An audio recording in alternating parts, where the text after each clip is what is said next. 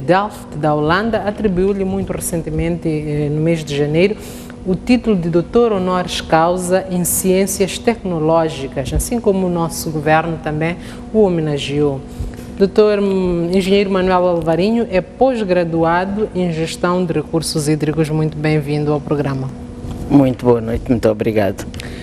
Engenheiro Manuel Alvarinho está na função pública desde 1979, a altura em que entrou para o Ministério das Obras Públicas e Habitação. Como é que descreve o setor de águas na altura em que entra para o setor e concretamente na década de 80, em termos de cobertura e em termos de distribuição?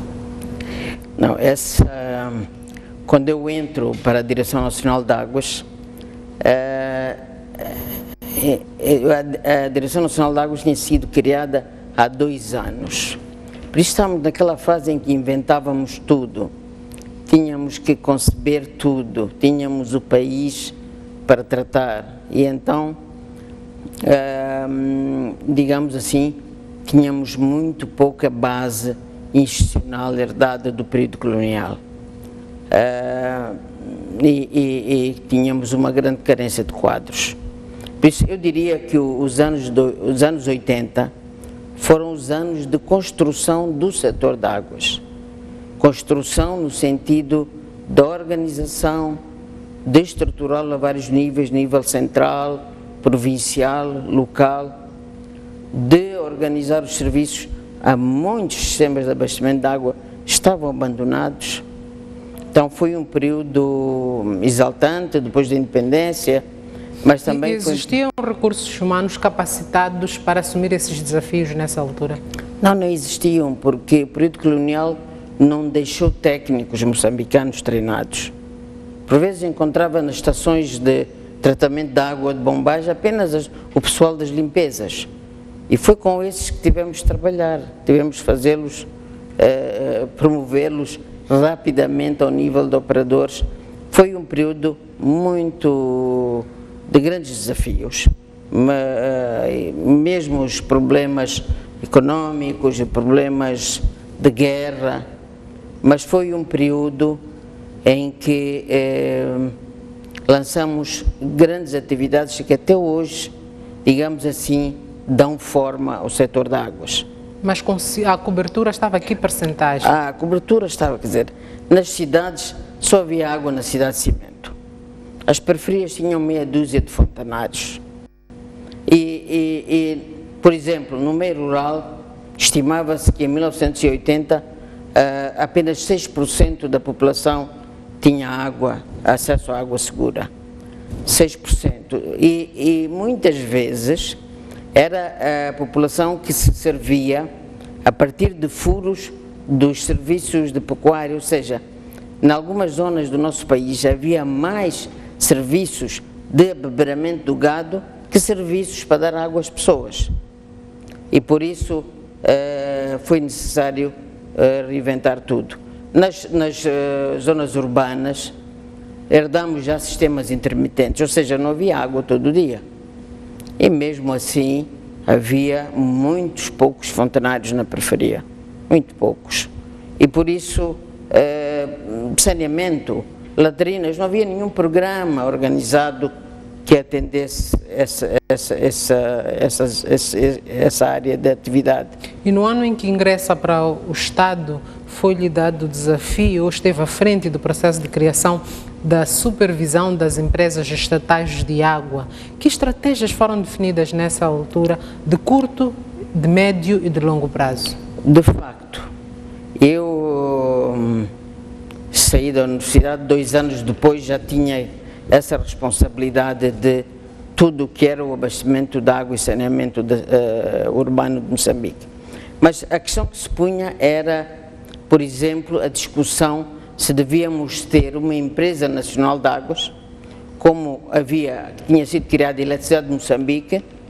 Ainda alguém pensou que se devia criar as Águas de Moçambique, uma empresa estatal de âmbito nacional. E nessa altura, ao nível do partido e da comissão política do Partido Frelimo, que é a altura em que é o partido único, partido do Estado, discutiu-se muito profundamente, chegou-se à conclusão de que não fazia sentido criar um grande monopólio nacional e foi decidido criar-se empresas de água de cidade.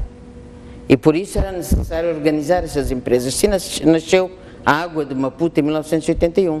Foi a primeira grande empresa que passou do então ex-SEMAI, do período colonial, Serviço Municipalizado de Água e Eletricidade, para a Água de Maputo, empresa estatal.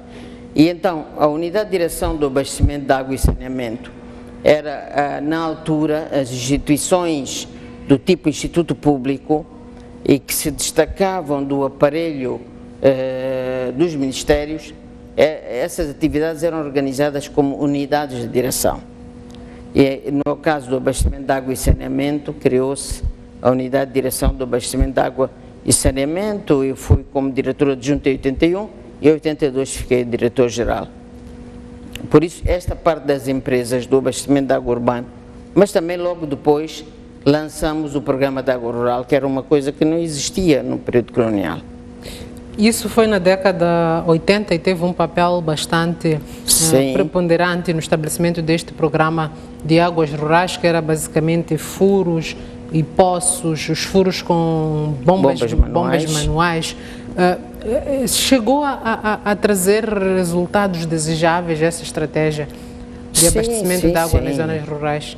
Sim, nós dos 6% da população coberta em 1980, saltamos para 40% em 1990. Ou seja, nós demos um pulo muito grande, embora depois também a guerra nos tenha um pouco travado o desenvolvimento da atividade. Mas a questão ali, o mais importante nesse período dos anos 80 não é a cobertura, é a criação de estrutura que possa, com sustentabilidade, com capacidade, continuar o programa de água. E de 82 a 87, em 5 anos, e apesar da guerra, todas as províncias tinham um programa ativo, todas as províncias. E trabalhávamos em ambiente de guerra. E às vezes o nosso pessoal, enfim, sofria as consequências da guerra. Enquanto implementavam este programa de água rural, que de alguma forma era um paliativo, como é que projetavam o futuro para tornar mais consistente o abastecimento de água nas zonas rurais? As zonas rurais, todo mundo discutiu o que eram as soluções que eram apropriadas para as zonas rurais, porque não valia a pena estar a construir sistemas que não eram sustentáveis, que a população, as comunidades rurais não iriam conseguir manter e cuidar. Por causa da dispersão ou capacidade de pagar? Não, aqui a dispersão é um fator importante e por isso, mas também não a capacidade de pagar, porque naquela fase não se cobrava, não era o assunto principal. Refiro-me numa projeção ao futuro. Não, nós o que tínhamos era capacidade técnica, montar bomba manual, desmontar, meter um rolamento, meter um vedante. Então nós fomos para aquela tecnologia das bombas manuais e todo mundo discutiu isso, não foi só em Moçambique, de criar a chamada a tecnologia do nível da aldeia. Há uma sigla em inglês, VLOM, Village Level Operation Maintenance. Então foi-se desenvolvendo e pesquisando a nível internacional as bombas manuais que mais facilmente poderiam ser mantidas. E essa é uma situação que se construiu ao longo dos anos 80, mas até hoje este é um programa que continua, por isso não era só um assunto transitório, embora agora algumas aldeias vão crescendo e quizá que devemos começar a pensar numa evolução dessa tecnologia. O programa continua, mas a escassez ou as dificuldades de acesso à água nas zonas rurais também ainda é uma realidade. realidade. O que é que falhou na implementação deste projeto para não ser muito efetivo e ganhar maior cobertura? Um dos maiores problemas é a questão da sustentabilidade dessas fontes. Ou seja, nós construímos 3 fontes e depois perdemos 2.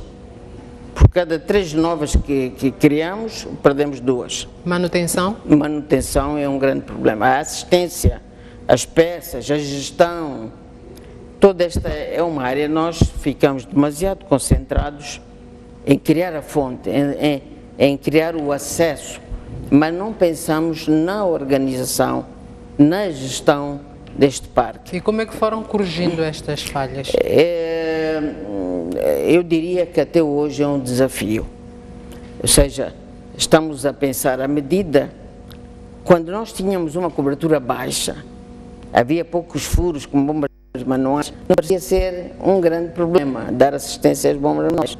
Quando já temos 2, 3 mil fontes de água com bombas manuais numa província, estamos a chegar a um nível que exige já não é só o voluntarismo da gestão comunitária, das comunidades rurais, exige um nível de profissionalização dos serviços que é exatamente os últimos anos, este é o debate que o setor está a enfrentar. Como é que chegamos a um nível de cobertura da ordem dos 50% na zona rural, mas para subir é muito mais difícil porque o fardo que fica para trás também é cada vez maior. Mas até que ponto esta estatística, esta percentagem pode estar enviosada, tendo em conta que à medida que vão criando novos furos com recurso a bombas manuais, Sim. estas bombas vão ficando danificadas e a Sim. população também perde a oportunidade de ter acesso à água. Há um registro do investimento feito, mas este registro é acompanhado também das deficiências de manutenção e de garantia de distribuição da água? Há um registro, embora não seja um registro rigoroso. É um registro, uma boa parte do programa está, em boa medida, o programa está descentralizado ao nível dos governos provinciais. Há registro e há todo um ciclo de planificação que começa no distrito e que tenta fazer o levantamento das fontes de águas que estão a funcionar, que não estão. Nos últimos anos eu não tenho acompanhado a parte do abastecimento de água e saneamento rural. Como sabes, estou há mais de 17 anos no Conselho de Regulação de Águas, que se dedica mais para as zonas, para os centros urbanos, para as grandes cidades e também para, enfim, todos os centros urbanos. Mas este é um assunto que realmente nós ainda não o resolvemos com satisfação.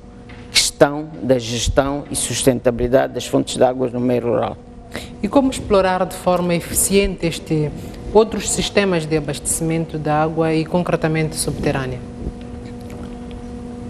É claro que as águas subterrâneas é o grande recurso para as zonas rurais, porque em geral a água subterrânea é de boa qualidade e é possível proteger essa água. É claro que nas cidades, depois a quantidade de água que se precisa é tanta que nem sempre temos lençóis freáticos. Na periferia da cidade, me refiro a uma cidade de Maputo, este recurso também, este sistema também é usado para fazer chegar a água às populações. Exatamente. E durante muitos anos o Estado não conseguiu abastecer as periferias e de facto aqui na zona, na periferia de Maputo-Matola, há muitos fornecedores privados de água que, com base em águas subterrâneas, abastecem e por isso preenchem um vazio que no passado, digamos assim, estão a prestar um serviço que não foi possível ser prestado pelos serviços controlados pelo Estado. Sendo bastante útil, como torná-lo mais eficiente? Não, há uma coisa que eu devo dizer. Esses furos são muito vulneráveis.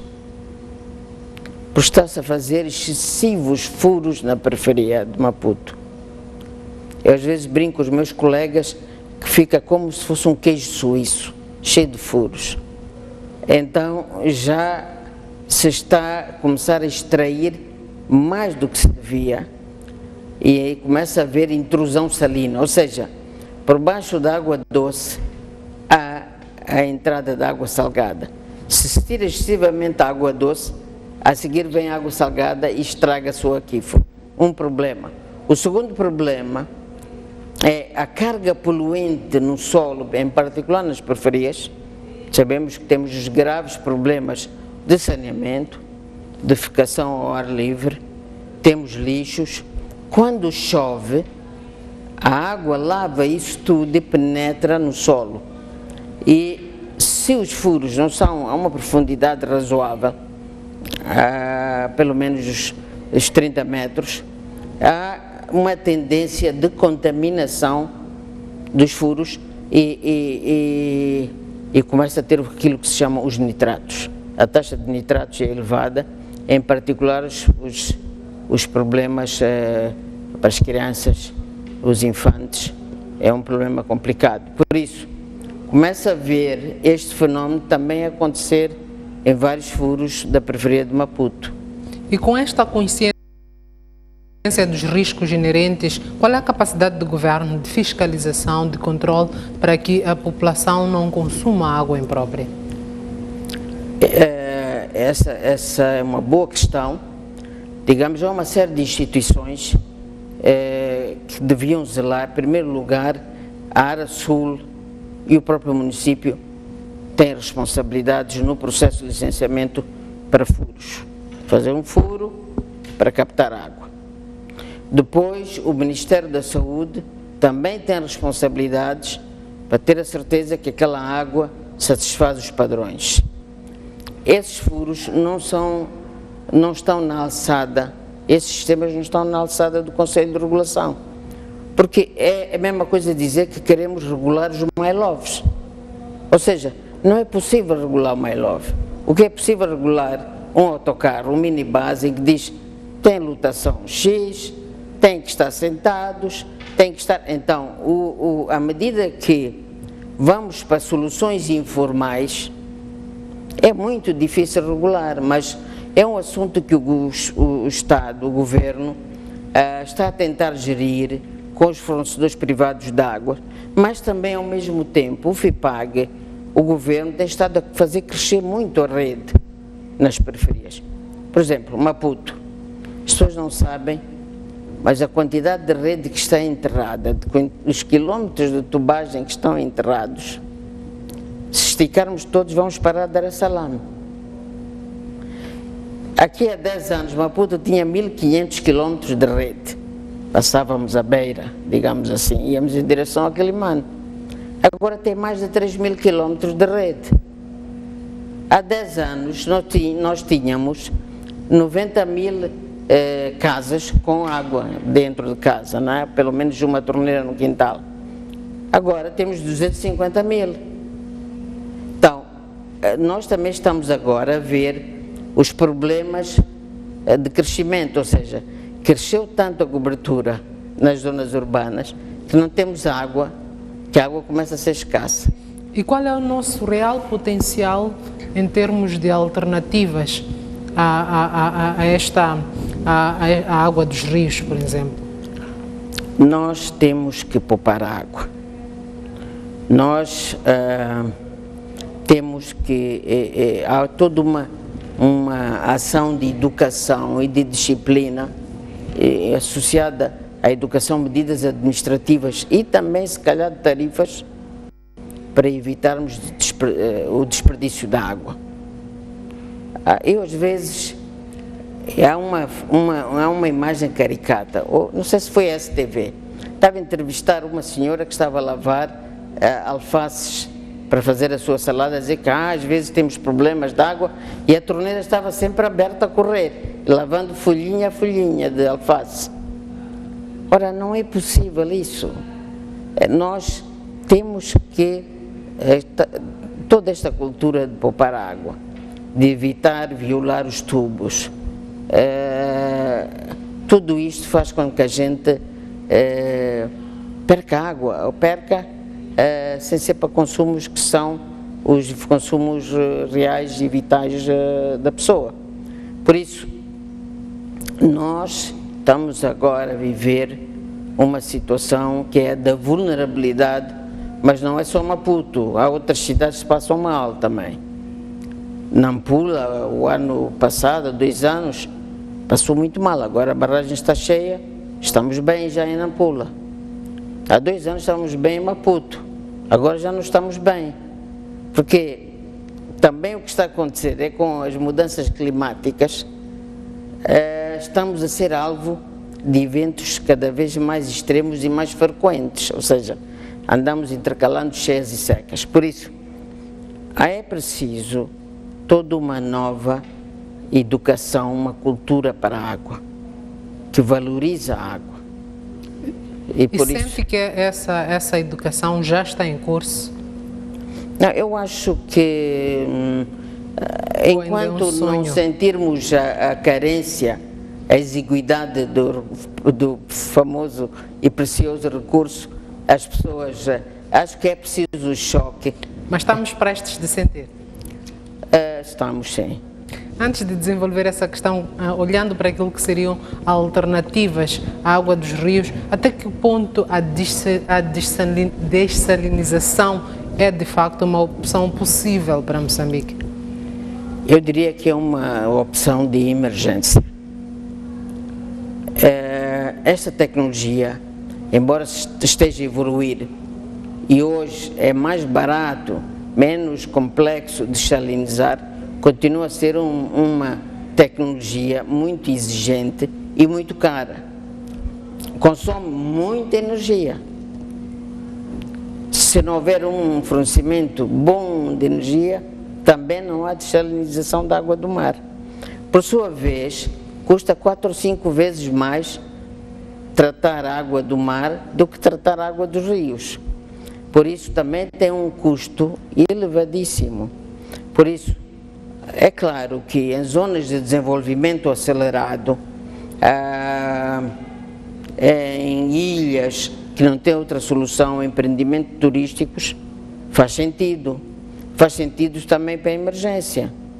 Mas esses assuntos têm que ser vistos a longo prazo.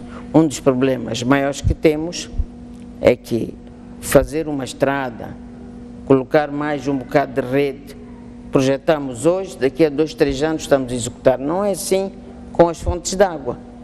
É preciso estudar muitos anos, é preciso verificar todas as condições, as questões do impacto ambiental. Por isso, acho que esta questão das barragens, construir barragens, é preciso um investimento de longo prazo, continuado. E por falar em barragens, o governo definiu uma estratégia que contempla a construção de cerca de 20 barragens em todo o país. Isso está em curso.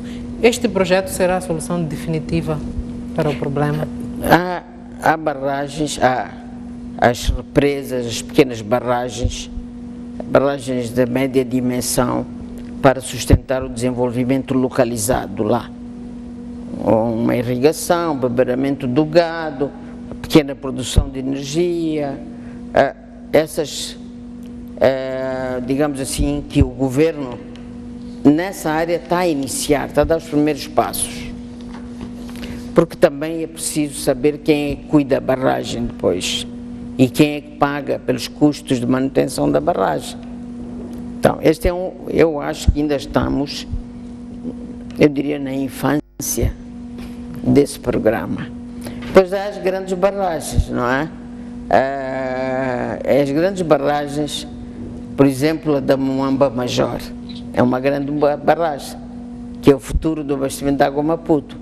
Assim como a barragem da Curumana, que foi construída e não houve dinheiro para pôr as comportas na altura, ela foi construída nos anos 80. Não houve dinheiro para pôr as comportas, não podia guardar muito mais água. E agora é que estamos finalmente com este projeto que está em execução, que vai dar à cidade, à zona metropolitana de Maputo, ao Grande Maputo, a água da Curumana, mas são 100 quilómetros da adutora. Nova estação de tratamento lá na Moamba. E isso tudo provavelmente vai levar mais 1 ano e meio, 2 anos, para sentirmos já o impacto dessa obra. O Rio Blues, a barragem dos Pequenos Libombos, já sabemos há 10 anos que ia chegar a este ponto, que não ia dar para mais. Além disso, tivemos uma seca terrível, não foi só em Moçambique. Na Suazilândia, na África do Sul, há cidades que só têm água uma vez por semana. As pessoas só lhes chega água uma vez por semana. E por isso, a situação que temos em Maputo, infelizmente, não é uma solução que eu possa dizer, daqui a 2, 3 semanas vai passar a restrição. Não é assim. Já vamos desenvolver este ponto. Permita-me agora, engenheiro Alvarinho, fazermos um breve intervalo. Caro telespectador, não saia daí que nós voltamos dentro de instantes.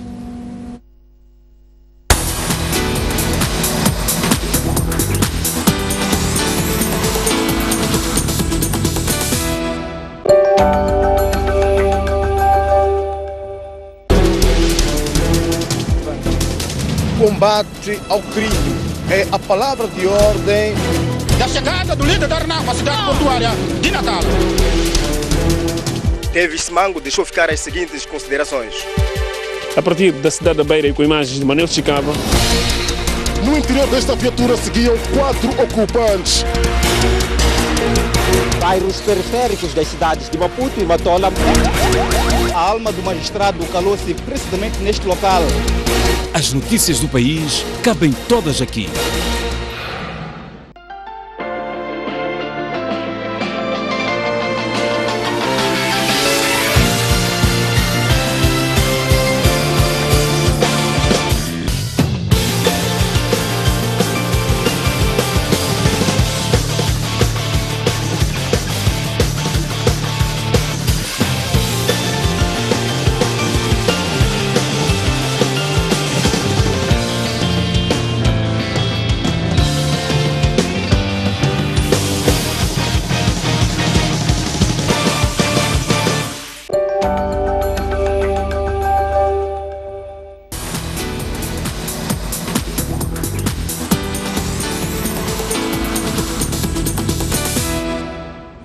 Muito boa noite, bem-vindo à segunda parte do Grande Entrevista.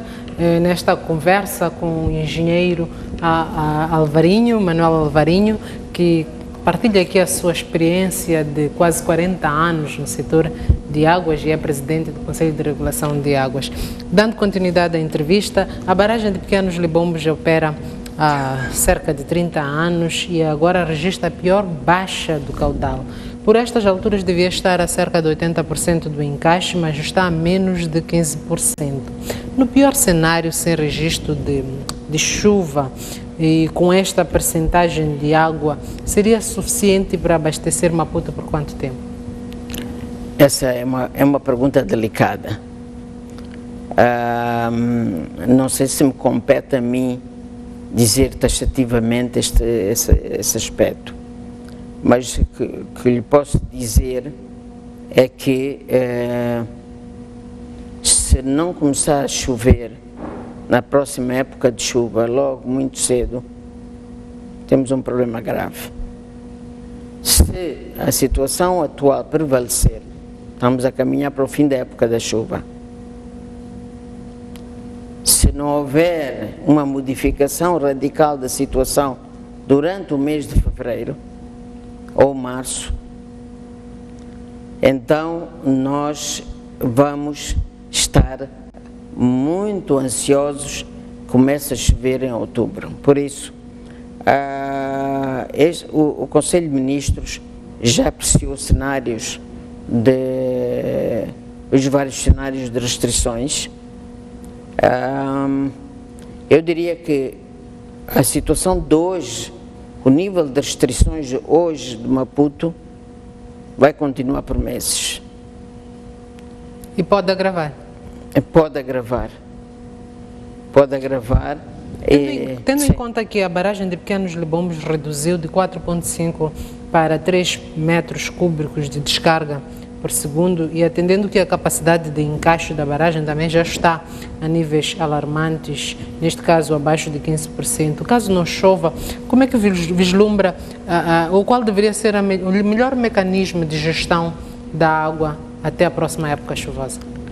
Esse é o assunto que as autoridades estão a estudar. Esta nossa crise, qual é o cenário? Será que daqui a um mês ou dois aliviamos as restrições? Fazendo uma análise no pior cenário, chovendo. No pior cenário, nós vamos ficar na situação em que estamos por mais um ano. No pior cenário, daqui a um ano não temos água nenhuma. E isto dito qualitativamente, não vou dizer que é no dia 1 de janeiro, depende, por exemplo, se começarmos a poupar água. Depende de medidas de criação de mais furos neste período, que vão evitar que as pessoas sejam só dependentes da água de um blues. Depende, em última análise, se se consegue viabilizar uma central de dessalinização. Então, há várias medidas que o governo está a estudar, mas também depende, por exemplo, se Curumana recebe água e conseguirmos acelerar a obra da Curumana. Então, todos os cenários estão a ser estudados. Nós temos um ano em Maputo difícil pela frente e por isso temos que tentar nos aguentar com a pouca água que temos. Mas pode de repente a situação mudar-se. Eu gostaria de dar aqui um pequeno dado. Em 1983, um blues ficou com menos água do que agora está a passar, que a barragem deixa passar. Não tínhamos barragem. E houve um período muito tenso com a Suazilândia. Será que a Suazilândia está a travar toda a água? Este é um assunto que não me compete a mim, é uma área, a área dos rios internacionais, é uma área muito sensível. E eu diria que em 83, outubro, tivemos uma situação realmente de muita falta de água, e o sistema era bem mais pequeno que hoje, mas em 84, ou seja, em 83 passava 1 metro cúbico por segundo, 1000 litros por segundo. Parece muito, mas não é. Se não passar em 3, nós sentimos falta de água. Mas em janeiro de 84 veio do Moina e passou uma onda de cheia de 7000 metros cúbicos por segundo. Passou de 1 para 7000. Então, não sei se nós, embora o ciclone também faça danos, se por acaso vem algum evento extremo e nos enche aquela barragem, então nós...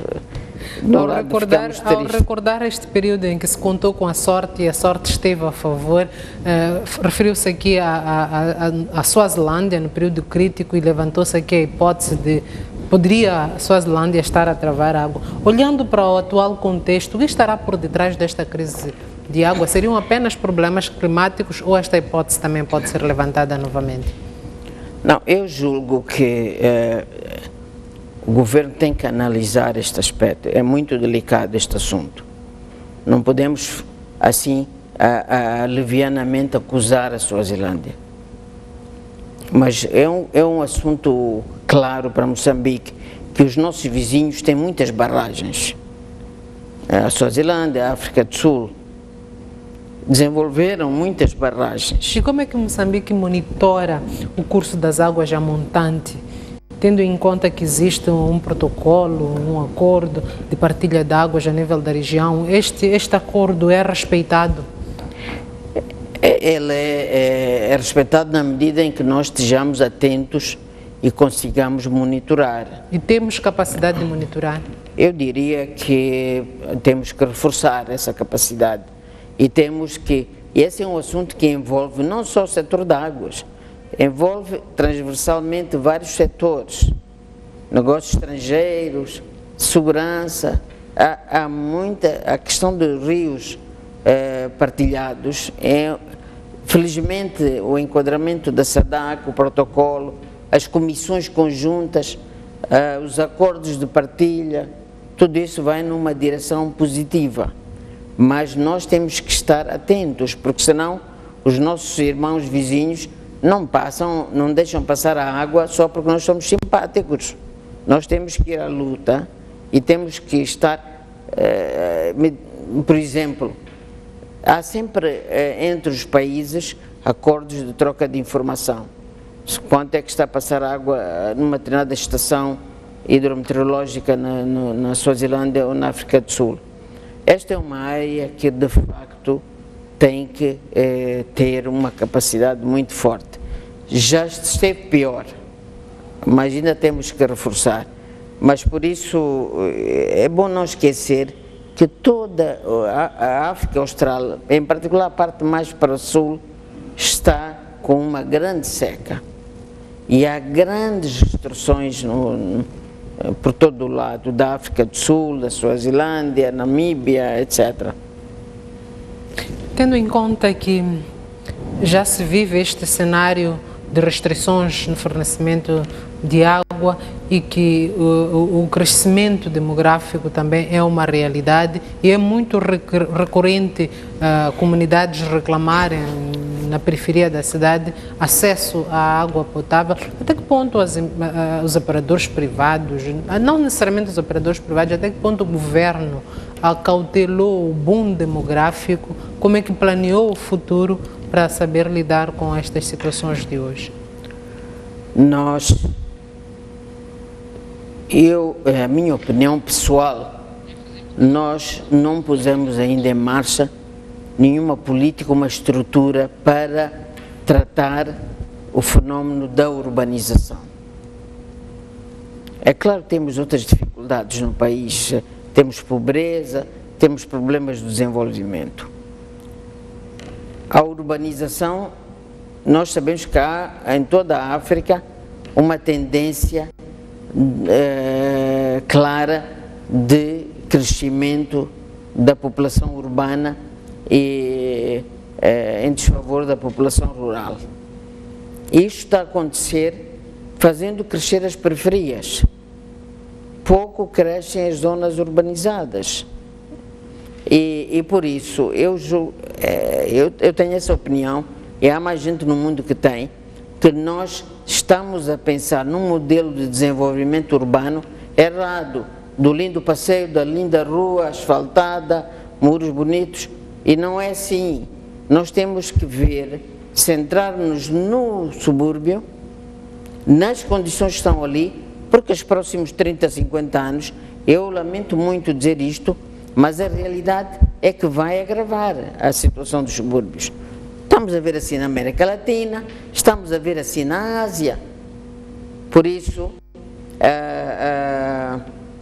este assunto tem que ser pensado, ok, um dia vamos conseguir reduzir a pobreza, vamos melhorar a economia do país e vamos conseguir dar uma nova dinâmica ao desenvolvimento das cidades.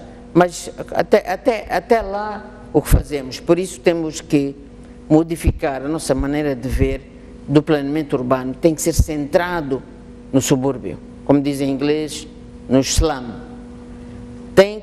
Porque, repare, a rua não tem nome, a casa não tem número, o chefe da família, daquele agregado familiar, se calhar não tem BI. Aquela casa eles não têm documentos legais de posse da terra, não tem DOAT. Todo este ambiente, em certos países, leva a dizer não vamos dar água, porque é assentamento informal e ilegal. E nós não dissemos isso, nunca dissemos desde a independência. Estamos a pôr água lá. Então temos que adaptar os sistemas e a tecnologia pode nos ajudar. Porque agora as novas tecnologias, o celular, o GPS, etc., a fotografia, cadastrar o consumidor on spot. Então, nós precisamos deixar de pensar que o subúrbio é transitório. É transitório numa escala de 100 anos, sim, é transitório. Mas numa escala de 30 anos é transitório, não é transitório. E como é que o governo estimula o empresariado nacional para ganhar interesse neste setor e trazer soluções que possam complementar o trabalho que estão a desenvolver? Exatamente, a Olívia está a levantar um ponto muito interessante, é que, de facto, as soluções para prestar serviços nestes ambientes de assentamentos informais parte muito no princípio de envolver os empreendedores locais, parte muito de pensar no serviço de maneira descentralizada, terceirizar os serviços, porque eu costumo dizer, ninguém põe um supermercado ShopRite lá no meio do subúrbio. Que trabalhos é que se faz com as universidades para estimular a criação de soluções tecnológicas?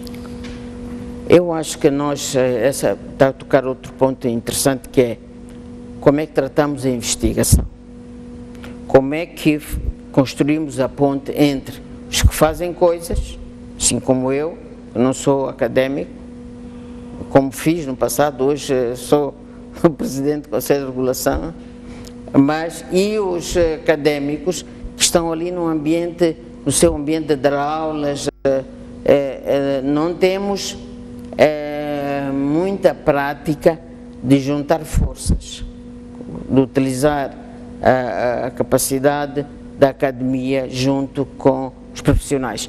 E uma das soluções, por exemplo, que estamos a fazer agora, é com as associações profissionais. A Associação Aquaxer, de que eu sou presidente, e fundei com outros colegas aqui há 5 ou 6 anos, está a começar a pôr os profissionais juntos e a pensarem sem estarem no ambiente formal das suas instituições. Por isso, a área de investigação aplicada, de investigação orientada para a solução dos problemas práticos, este é um assunto que devemos encontrar uma solução ainda.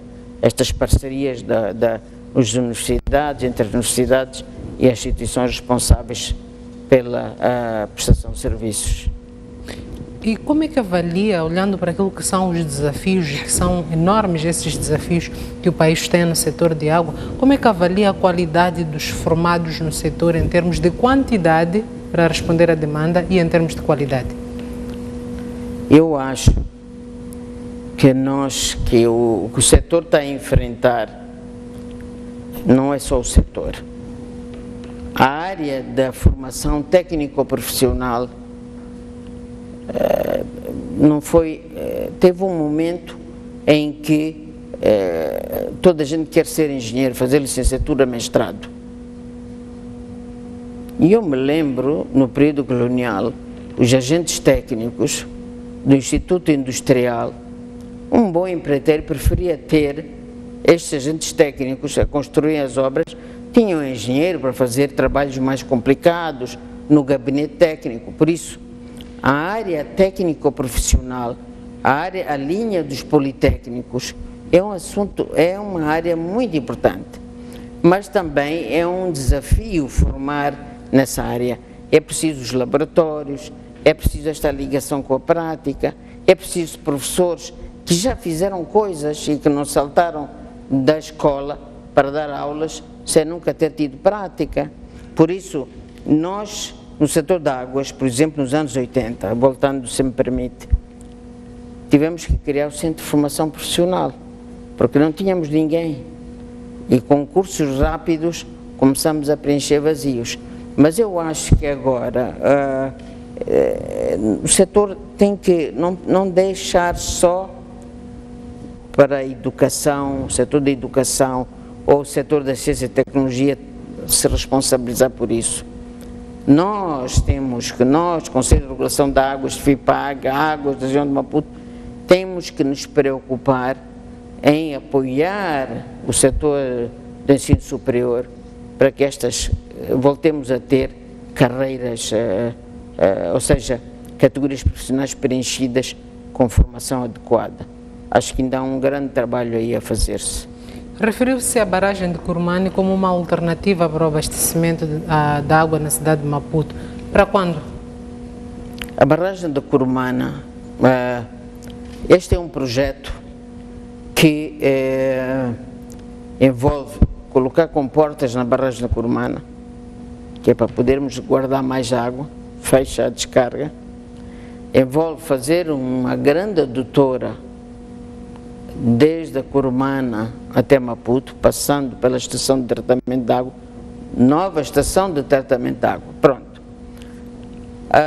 O que estava previsto era de que em finais de 2018 este projeto podia estar ativo. Eu não estou responsável pela execução do projeto, não sei se está a andar bem ou se tem atrasos, não tenho esse ponto de situação, mas em princípio seria a finais de 2018 que poderíamos começar a ver esta obra a começar a funcionar, talvez princípios de 2019. Eu diria que temos 2 anos pela frente para começarmos a ter o alívio do sistema da Curumana. E olhando para aquilo que são parte dos desafios, quer dizer, em termos de manutenção e em termos de gestão das infraestruturas antigas e recentes, o que é que continua a ser um calcanhar de Aquiles atualmente? Sim, há um assunto que nos preocupa muito. Nós aumentamos muito a rede de distribuição, mas as redes antigas, na maioria, não foram substituídas. Porque é um investimento muito caro que praticamente não produz impacto adicional, ou seja, poupa água, reduzimos perdas. Nós temos 2 tipos de perdas de água. Uma, porque a rede antiga está em mau estado e vai perdendo água no terreno. Às vezes não se nota, mas está-se a perder água. Mas também há muita água que não é contabilizada, é roubo de água. São os chamados consumos não autorizados. Quando fala de perda e fala de substituição que já deveria ter ocorrido, refere-se a que período? Quando é que devia ter se substituído o sistema atual, antigo? Nós ficamos, os primeiros 20, 30 anos após a independência, os investimentos foram muito pequenos, foram muito de emergência, de reabilitar os órgãos principais. Nós herdamos, digamos, nos anos 80 tínhamos redes que já tinham 40 anos. Então, agora estas redes estão obsoletas, estão a ser substituídas gradualmente, mas há um grande trabalho, em particular nas cidades grandes como Maputo, Matola, há um grande trabalho de reposição da rede e este assunto tinha que ser bem avaliado e fazer parte dos programas de investimento. Não é, em geral, muito atrativo porque, digamos assim, não cria novas áreas servidas. É para repor aqueles que estão em mau estado. E este é um assunto que, embora haja preocupação com isso, eu penso que o nosso nível de reabilitação e reposição da rede obsoleta foi baixo. E a não substituição também chama aqui a reflexão a questão da sustentabilidade, tendo em conta as perdas registradas. Com certeza, as perdas, mas é bom não esquecer que as perdas físicas, tubos que, enfim, perdem água, mas aquelas perdas que nos causam mais danos são os desvios, os roubos da água, as ligações ilegais. Eu diria que se Maputo, há 40% da água tratada que sai da estação de tratamento de Umbluse, que depois não é contabilizado, ou seja, a empresa não consegue contabilizá-la nas suas contas. E mais da metade desse montante é água, entre aspas, roubada, ou não medida, não controlada, como se queira. Fala-se de alegado interesse de privados na gestão de acesso à água. Qual deve ser a posição do país em relação a isso? O país precisa de mobilizar todas as capacidades, setor público, setor privado. Os serviços têm que ser profissionalizados, têm que ser serviços de excelência. E muitas vezes, para buscar essas valências, temos que ir ao setor privado. Por isso, eu acho que não se trata de discutir se é público ou se é privado, que é uma discussão para mim que é inútil. Se trata de dizer como é que vamos ter serviços eficientes, serviços sustentáveis. E por isso, o quadro de gestão delegada, onde se situa o FIPAG e o CRA, está feito para acomodar essa situação, essas parcerias com o setor privado. E muitas vezes, eu digo a título pessoal, é mais fácil disciplinar um operador privado que um operador público. Por vezes o operador público tem contornos políticos. Por exemplo, se dissermos assim, ao operador privado, o seu técnico não presta, substitua, senão corre o risco de perder o contrato. Mas se tivermos uma empresa pública, e às vezes essa situação não fica tão fácil. Mas ao mesmo tempo, é um serviço sensível, estratégico, o Estado não se pode distanciar excessivamente. Então este equilíbrio, é o equilíbrio que se tem que realizar no âmbito deste quadro de gestão delegada. A nível internacional já se prevê uma possível guerra entre as nações pelo controle da água. Por exemplo, existe também um plano ambicioso, também designado de um plano um pouco doido, de construção de um grande tubo que parte da África, cruza o Mar Vermelho e vai até a Arábia Saudita, para colocar a água, neste caso na Península Arábica. Qual é a sua visão sobre isto, tendo em conta que a água é muito preciosa e já escasseia não só em Moçambique e que todos nós precisamos dela para viver? Não, essa é a questão das tensões políticas devidas à gestão da água, são coisas que existem, são coisas conhecidas. Falando assim, embora não seja um estudioso do assunto, na Palestina um dos assuntos que causa conflito é a gestão da água. No Nilo, por vezes há tensões entre Egito, Etiópia, por aí fora, Sudão, por causa da água. Então, nós na SADC temos um ambiente que começa a ser mais de colaboração do que de conflito, mas existe esse potencial de conflito. Temos que estar atentos. Esta comoditização da água, a água como um bem transacionável, é um assunto que se discute, mas não tem consensos. E esses grandes planos megalómanos de transferência da água começam a ser muito difíceis de concretizar. O ambiente regulatório internacional, os acordos internacionais colocam entraves grandes. As questões ambientais supranacionais são também, eu sinceramente, a não ser que aconteça alguma coisa no mundo, de forma que as instituições do Estado de Direito, da democracia, se recebam um grande golpe, não vejo esses projetos já acontecerem.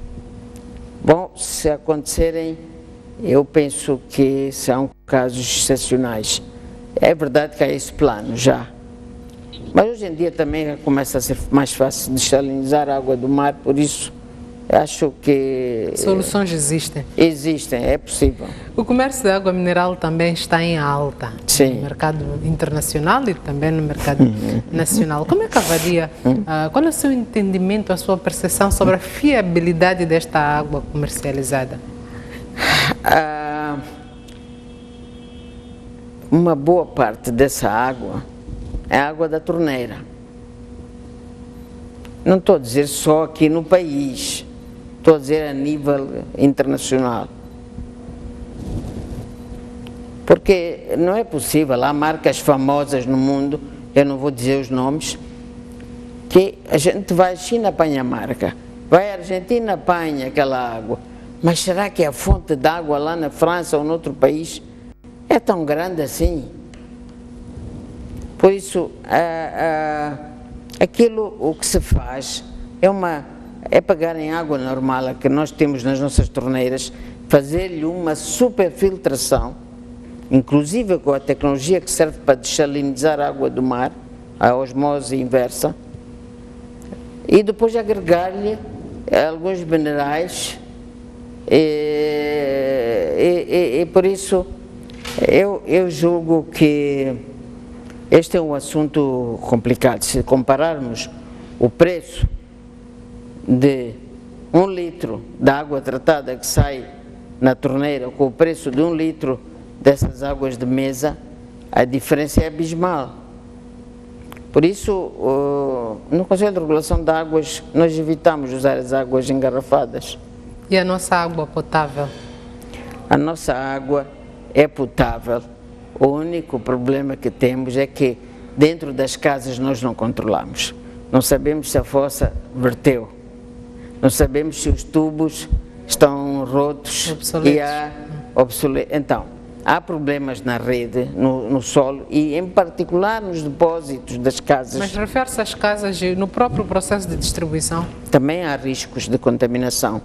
Por isso que nós pomos o cloro, onde as pessoas abrem a torneira e sentirem o cheiro do cloro. As pessoas dizem, cheira a remédio, não é agradável. Mas sentirem o cheiro do cloro é porque não há contaminação. Se não sentirem o cheiro do cloro, pode haver risco de contaminação. Mas se tratarmos com cuidado, eu não digo, é muito prático, é muito útil ter águas de mesa, mas não estou a fazer campanha contra isso. Mas, e também não é uma área da alçada do CRA. Nós não regulamos essa água. Essa área da saúde, do comércio, que regula essas áreas, essa indústria. As Nações Unidas declararam o dia 22 de março como sendo o Dia Mundial de Água e todos os anos tem um lema. Qual é o lema deste ano? Olha, agora apanhou-me descalço. Eu não sei qual é o lema deste ano. Mesmo não sabendo, se fosse convidado a sugerir, conhecendo o setor e os desafios nacionais e globais, qual lema sugeria? Eu acho que tinha que ser um lema associado ao desafio dos ODS, dos Objetivos de Desenvolvimento Sustentável. Água e saneamento para todos, o que significa uma abordagem do ponto de vista da pobreza. Como é que investindo na água e saneamento nós reduzimos a pobreza? Penso que este era o grande tema. Mesmo para encerrar, um conselho para os moçambicanos? Um conselho para os moçambicanos é assim, os moçambicanos têm que reclamar pelos seus direitos, inclusive quando há falta de água. Qualquer razão, uma zona da cidade não tem água e deveria ter, por favor, defendam os vossos direitos, mas também protejam essa água. É um bem precioso, é insubstituível e por isso, aos dois lados da moeda, exijam os direitos, mas protejam esse bem precioso. Engenheiro Manuel Alvarinho, muito obrigado por nos conceder esta entrevista, que foi bastante rica de informação para os nossos telespectadores. Nós agradecemos e agradecemos também aos nossos telespectadores pela audiência e permaneça conosco na STV. Não saia daí.